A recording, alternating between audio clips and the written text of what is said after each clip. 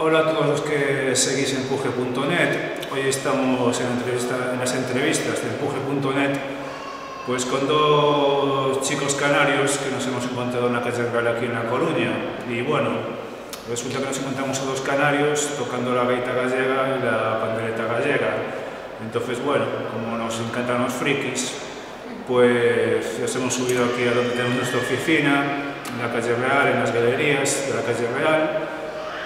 Y bueno, él es Dani y esta es Antonella, que os decir un saludo, ¿no? Un saludo a la peña. Pues bueno, un inciso, yo soy canario, pero mi compañera es galeguiña, de Bergantiño. Lo que pasa es que lleva 10 años viviendo en Canarias. Ah, sí, pero tenía madre italiana, me había dicho. Sí, padre italiano y madre gallego.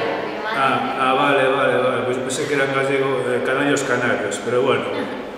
Bueno, esto está las cosas así, ya sabes que en Empuje hacemos las cosas sin documentarnos como los periodistas, improvisamos totalmente. Si no, no sería Empuje, jolín. Hasta incluso, no sé, podríamos poder trabajar para la Voz de Galicia, pero mientras tanto seguimos trabajando con lo que nos sale de las narices. Bueno, pues habéis venido aquí desde Canarias para tocar aquí en la calle. Habéis estado ampliamente tocando aquí por la calle Real, por las zonas del centro de La Coruña. Os habéis ido al Festival de Pardiñas. Pero bueno, como siempre hablo demasiado en estas entrevistas, pues cualquiera de los dos o los dos, pues contarnos un poquito lo que habéis hecho desde que habéis llegado. Y bueno, ¿cuál fue el motivo por el que decidisteis venir a Galicia a tocar folk por las calles? Bueno, pues Bueno, primeramente yo empecé a tocar la gaita con 13, 14 años. Empezó todo como un hobby y bueno, con el paso de los años fue lo único que empecé y no dejé nunca. Entonces yo tenía mi trabajo, como casi todo el mundo, trabajaba en temas de reforma, pintura y demás. Empezó la crisis, se fue todo a tomar por el culo y justamente en ese momento de cambio, de transición, conocí a unas personas que viven de Ocupa y que tienen una mentalidad bastante diferente a lo que nos enseñan a nosotros en la escuela. Entonces, ¿qué pasa? Pues ellos me enseñaron que había otra forma de buscarse la vida, que era salirse a la calle a tocar. De hecho, recuerdo con mucho cariño el primer día que salía a tocar con un compañero que tocaba la guitarra, Rodrigo se llama, y con otro compañero, Víctor, que tocaba el cajón. Eso fue lo primero que ofrecimos, y recuerdo que en el ensayo previo, antes de salir a tocar, estuve a punto de irme a mi casa corriendo, acojonado, ¿sabes? En el propio ensayo. Y bueno, después ya llegamos, hicimos la primera terraza y ya empezó todo a fluir. ¿Por qué estamos Antonella y yo aquí? Pues bueno, esto comenzó hace como 4 años, lo que te acabo de comentar, que empecé a tocar por la calle, por mi tierra, por las canteras, por la playa y por la calle Triana. Sí, por Las Palmas, ¿no? Sí, por Las Palmas, por la ciudad de Las Palmas. Para ubicar a la gente, vale. Por la ciudad de Las Palmas, ¿no? La playa de Sí. ¿La playa de? Las canteras. Vale. Del barrio de Buenarte. Pues un día estaba pasando Antonella con su madre, que yo de hecho no recuerdo ese día, y por lo visto se pararon a hablar conmigo, bla bla bla. A los 2 años aproximadamente estaba yo tocando sentado en un banco y Antonella estaba con un amigo caminando y se paró a hablar conmigo, que estaba muy interesada en aprender a tocar la pandereta, que le gustaba mucho, me comentó que ella era gallega. Y bueno, yo le ofrecí la posibilidad de venir, porque yo en ese momento estaba quedando con mi maestro y estábamos ensayando todos los sábados. Entonces yo le ofrecí que viniera conmigo con mi maestro, que casi seguro que podía aprender a tocar la pandereta. Así fue que ella empezó a tocar la pandereta, una cosa llevó a otra, nos hicimos pareja. Una vez ya ella empezó a coger un nivel más o menos bueno, pues un día en una actuación en Finda, que me había contratado a mí, ella estaba ahí y se soltó. Empezó a tocar y a partir de ahí pues ya somos un dúo y hemos venido aquí a Galicia por varios motivos. Primeramente porque para mí era un sueño. Segundo, porque ella estaba loca porque yo viniera, porque conociéndome un poco sabía que yo iba a flipar aquí. Y tercero, pues porque nuestra idea, sobre todo la mía, que soy el que ya está más metido en esto, ella lo hace porque le gusta, pero para ella es más bien un hobby, es como un periodo de transición. Ella ahora va a empezar a estudiar y ya tiene otras metas en su vida, digamos. Mi meta ahora mismo es ser un maestro de la gaita. Y mi meta es ahora mismo que se me conozca en Galicia. Que en Galicia sepa que hay un canario que está loco en la cabeza, que le encanta la música gallega, que le encanta tocar la gaita, que se sepa. Bueno, el día de mañana Dios dirá. Pero por lo menos, sobre todo hemos venido a vivir la experiencia, a aprender todo lo que pueda de los grandes gaiteros que hay aquí en la pasada, y a que se sepa que hay un canario que toca la gaita y que es un apasionado de la gaita gallega, y bueno, buscarme la vida un poco también. Sí, Entonces, bueno, sí. y también yo quería decir que para mí era importante también que viniera aquí a Galicia, Sí. porque claro, yo sabía cómo era el ambiente, la gente, todo, cómo se desarrollaba aquí la vida, porque ya he venido desde que era una niña. Y claro, era muy importante que una persona que vive tanto la gaita y que vive tanto la tradición como Dani, pues tenía que venir. O sea, nunca había salido de las islas y era una oportunidad buena para que también tuviera más autoconfianza. Y después por mi parte, pues también aprender, porque yo llevo muy poco tiempo tocando la pandereta, me encanta, y un poco aprender también de otra gente, compartir sobre todo eso. Y después a nivel personal, pues eso, tener más seguridad en uno mismo, y saber que hay gente aquí que le gusta el tema de la gaita y la pandereta. Entonces, un poco el plan es que, bueno, estaríais 2 inviernos tal vez en Canarias viviendo y cada verano os vendréis para aquí a recorrer Galicia. O sea, Esa es la idea. esa es la idea durante una serie de años que todavía no sabéis cuántos serían y Claro, tal. si todo sale bien. Eso es un poco lo que os planteáis, Claro. ¿no? Sí, esa es la Y idea. tal. Incluso nunca se sabe si el día de mañana agarramos algún tipo de estabilidad aquí, incluso pedimos a vivir en un punto dado. O sea, Vale. no lo descarto tampoco. Vale. Pero primero eso, primero en verano y luego ya se Y verá. tú, a la hora de aprender a tocar la gaita, ¿no ves que esta gente un poco ocupas de esta casa, que me habías dicho que es la tomatera? Sí. Sí, la tomaste. ¿Fueron allí, gente de allí la que te dio las primeras lecciones de cómo tocar la gaita o cómo aprendiste? No, como te dije antes, yo empecé con 13, 14 años. Esta historia es muy bonita, me gusta que me pregunten por qué empezaste a tocar la gaita, porque me parece una historia súper entrañable, muy corta. La culpa la tiene José Ángel Evia, el gaitero asturiano que inventó la gaita electrónica, por el 98-99 sacó el disco ese Pushing the Rip, Tierra de Nadie, que lo hizo súper famoso. Pues yo cuando según escuché la gaita me quedé enamorado del sonido de la gaita. Recuerdo que iba con mi madre con 13, 14 años, con 13 años exactamente, tirándole de la mano, llorando, pero literal, llorando, mamá, yo tengo que ir a vivir a Galicia y tengo que ir a tocar la gaita, bla, bla, bla. Casualmente, enfrente de donde yo vivía, en la calle Cayetana Manrique, justo enfrente había un chico que se llama Alfonso, que tocaba la gaita, y que casualmente era el novio de la sobrina o la nieta del presidente de la Casa de Galicia. Entonces yo me enteré, fui a hablar con él, le dije, Alfonso, quiero aprender a tocar la gaita, ¿qué puedo hacer? Él me dijo que había un lugar que se llama la Casa de Galicia, en Las Palmas, en el que había una escuela de gaita. Mi maestro es Juan López López, lo quiero un montón, para mí es como mi padre. Y bueno, él estaba ahí, él fue el que siempre llevó la historia de la escuela de gaita, estuvo varias veces, se fue y volvió, y en ese momento estaba él enseñando a tocar la gaita, y empecé ahí con 13 años a tocar en la Casa de Galicia.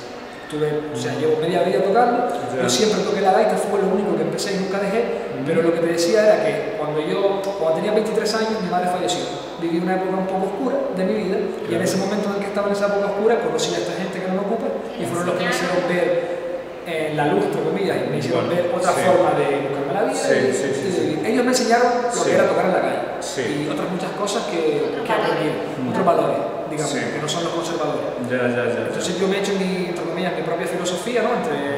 Yo siempre digo que yo soy más conservador que el PP. ¿Por qué? Porque mis padres me enseñaron una educación, me educaron de una forma bastante conservadora. Pero claro, luego esta gente a mí me enseñaron otra cosa, totalmente liberal, mucho más abierto de mente. Entonces yo he cogido lo que me interesa que me enseñaron mis padres y lo que me interesaba que me han enseñado esta gente, porque no estoy de acuerdo con todo lo que ellos piensan y cómo ven la vida, y yo me he hecho mi estilo de vida, y yo vivo mi vida a mi manera, como a mí me gusta. ¿Y tú, Antonella, también recibiste algún tipo de clases de pandereta o enredaste tú sola con el instrumento? Yo empecé sola con el instrumento. De hecho, quería encontrar a alguien en la Casa de Galicia porque sabía que había una Casa de Galicia en Las Palmas, pero justo cuando fui a mirar si había un grupo de pandereteiras o de una profesora que enseñara la clase de pandereta, y no había nada.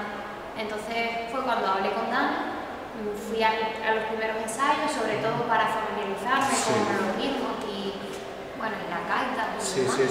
Y después empecé sola. Por internet hay un chico que enseña a tocar los ritmos básicos y después tú ya este año he venido a seguir progresando en eso, porque ya te digo que llevo muy poquito tiempo.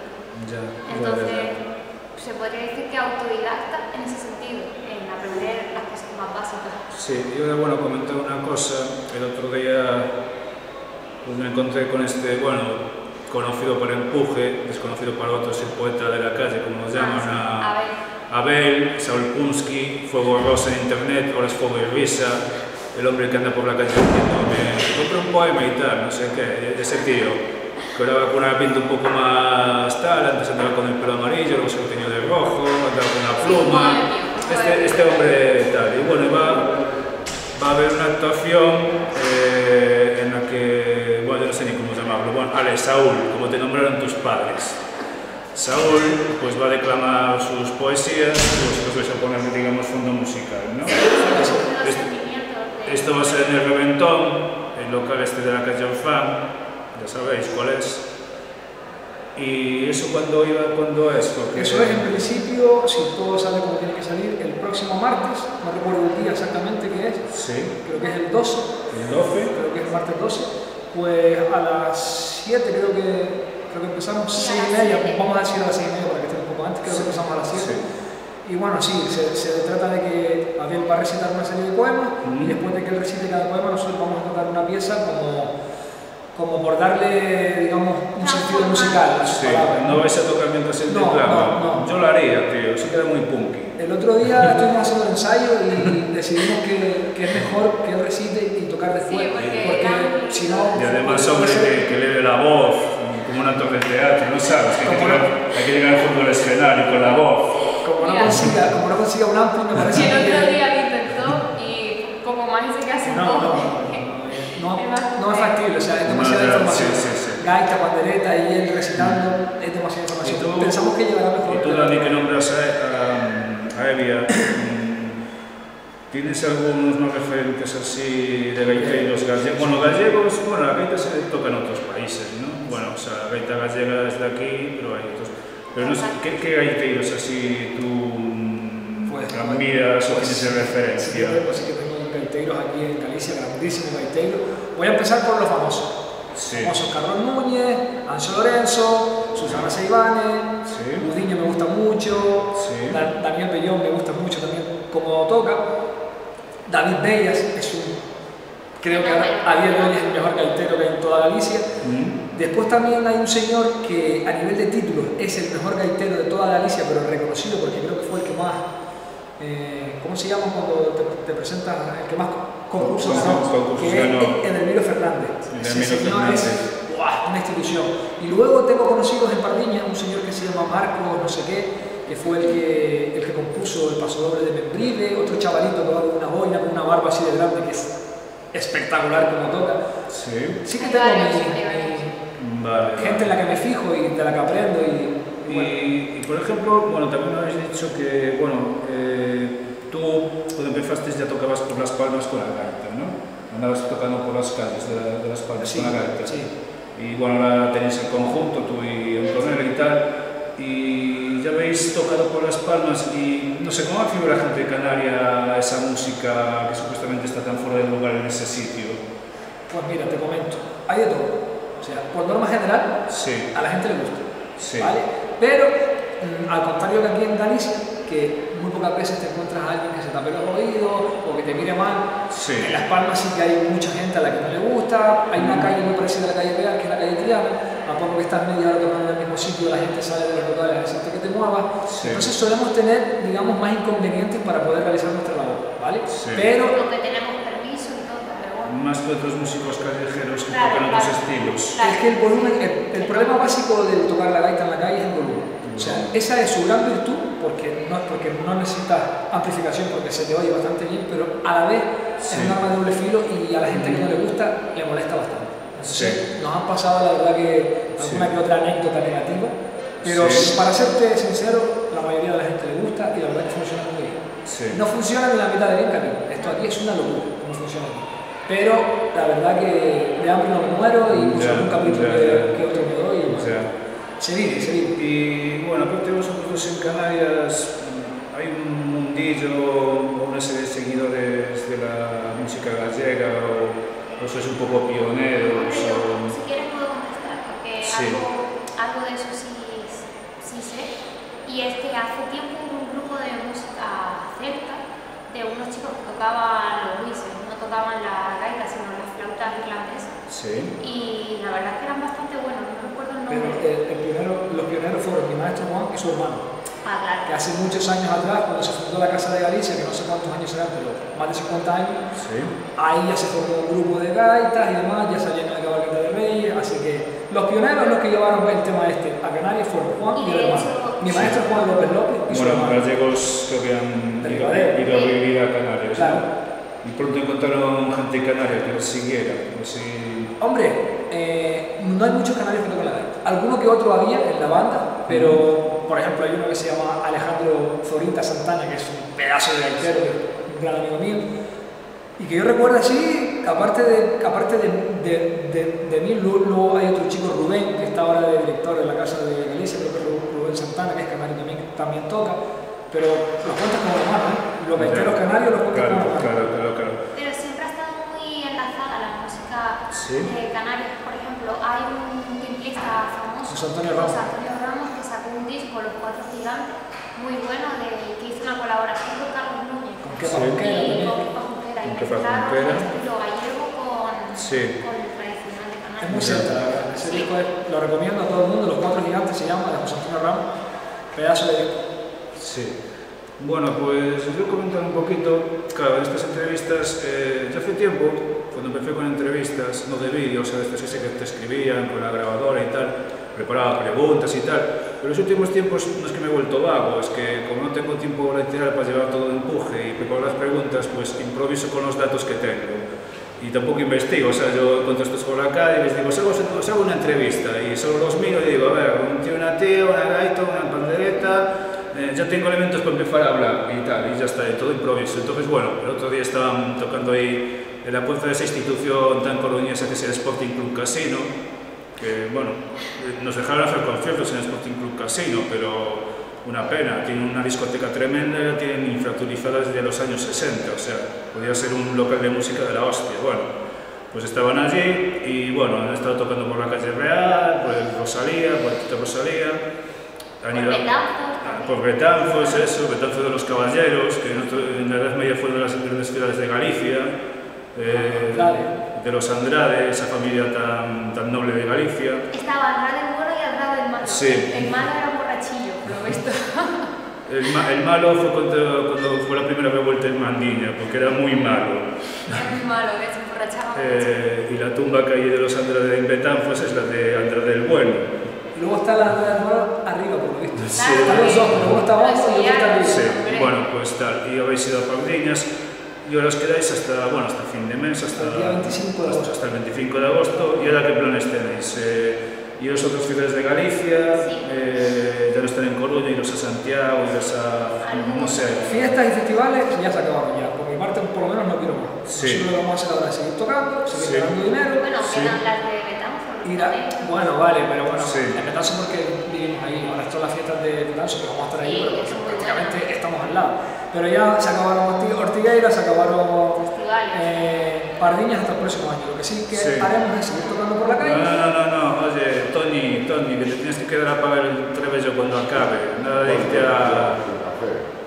Yo tengo que soltar más rollo todavía. Sí. Voy a poner el sumo. Bueno, dale, venga. Bueno, estas son las entrevistas de empuje, ya sabes cómo son, Bueno, Espontáneas, Bueno, naturales. que seguiremos por aquí hasta el día 25, estaremos tanto por Coruña, tenemos pensado ir a Santiago, Fragate de Eume. sí, Fragas de Eume, eso... Seguiremos hablando por aquí.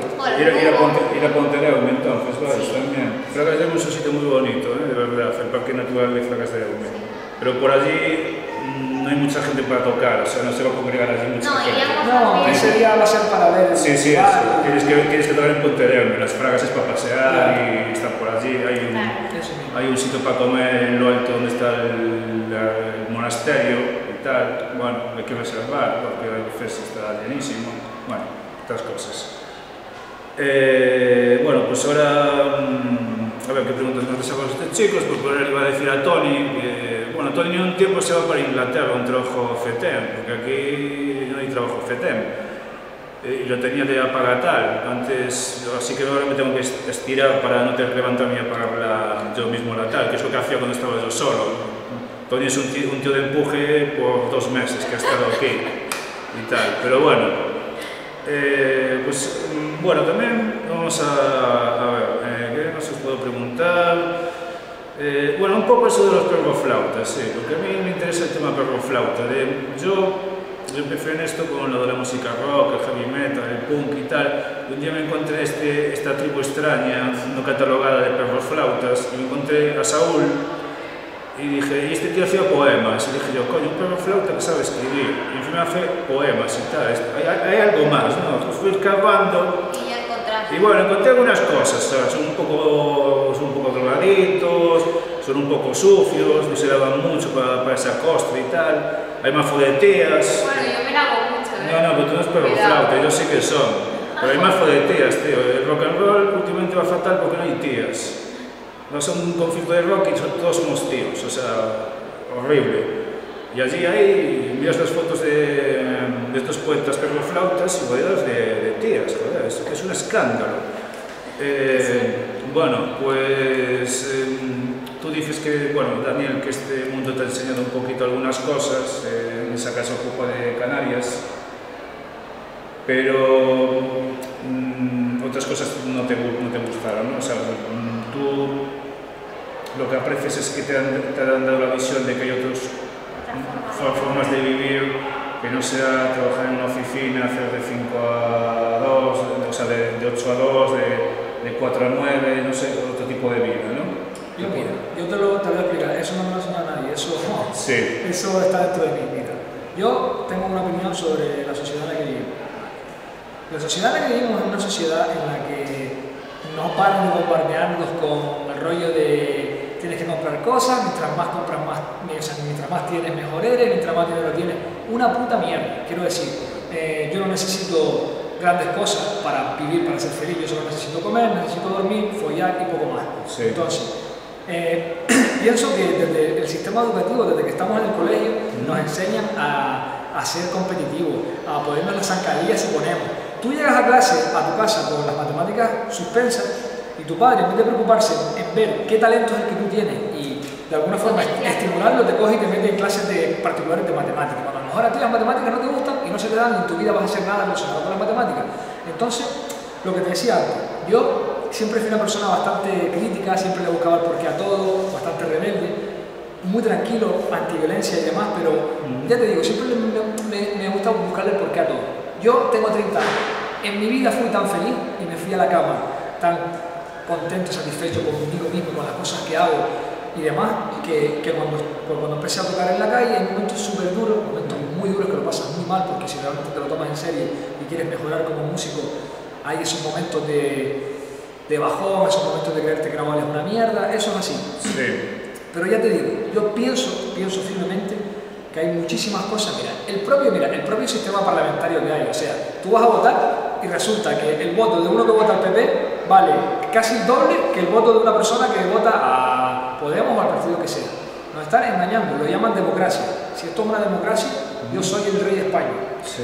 Entonces, mi forma de protestar, porque evidentemente no soy el Che Guevara y no voy a empezar una guerra porque no me sale de los cojones que se maten otros, que yo voy a vivir mi vida de la mejor manera posible. Mi forma de protestar es esta: yo me tiro a la calle, yo me gano mi dinero, yo no tengo que estar trabajando para un hijo de la gran puta haciéndose rico a mi costa y a la costa de todos mis compañeros, y luego te pones mal un día y te miran hasta mal si no vas a trabajar, a mamarla por ahí. Después es que es muy curioso porque si eres bueno en tu trabajo, si te lo tomas en serio, eres el pelota y parece que vas a ayudar a la empresa.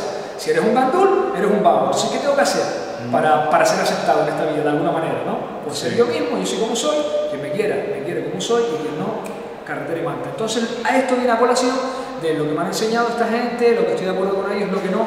Yo he cogido las cosas que a mí me ha enseñado mi familia, la educación que me han dado, el rollo conservador, el respeto, el dar día, el ser agradecido, joder. Pues eso yo lo tengo. Pero aparte, tengo la otra forma de ver las cosas, de que yo veo a alguien tocando por la calle y evidentemente, a no ser que está haciendo una mierda, que da esta vergüenza, o esté pidiendo por la cara, o esté, como ya me he encontrado con más de uno, de rodillas, que perder la dignidad me parece ya lo último, pues si están haciendo algo que tiene un valor y que, pues, ole tus huevos, tío. O sea, y básicamente, ¿sabes? Es tan extenso lo que quiero explicar que me lío, ¿vale? Pero creo que a donde quiero llegar está quedando bastante claro. Vale. Y básicamente es eso, que yo hay muchas cosas con las que no estoy de acuerdo, no tengo la capacidad de ir pegando tiros por ahí, que ganas no me falta, pues mi forma de protestar y de luchar y de vivir mi vida y de decir aquí estoy yo, pues es esta. Vale. Y bueno, ¿Y tú, Antonella, compartes un poco esto de Dani también? Claro, yo siempre, bueno, de hecho he sido una niña muy rebelde también, en ese sentido, no rebelde de cogerme herramientas ni nada de eso, sí de plantearme mucho las cosas y de observar mucho, de escuchar también distintos puntos de vista y creo también en eso, que hoy en día el sistema en el que estamos no nos beneficia en nada, todo lo contrario, nos perjudica, nos hace ser peores personas y creo que también me está enseñando lo de tocar en la calle a seguir progresando. Bueno, pues hemos tenido esta interesante charla con Antonella y Dani, y bueno, es una entrevista más que podéis ver en el Empuje, habrá otras, de otra gente y tal. Y ahora nuestro ayudante de cámara, Tony, que está ahí, que no lo podéis ver, porque quiere ocultar su molle, o de no haga sexo, joder.